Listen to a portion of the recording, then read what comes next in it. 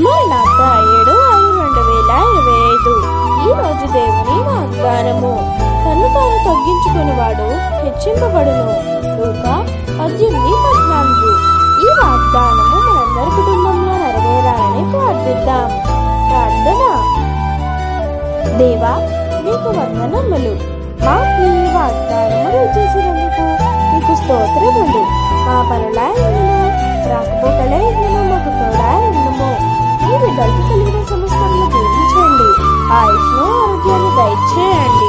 మాకేది అవసరమో నీవు ముందే అడిగిన వాడవు కనుక మా అవసరమును తీర్చండి. మమ్మల్ని దీవించి రక్షించమని యేసు నామమున ప్రార్థిస్తున్నాము.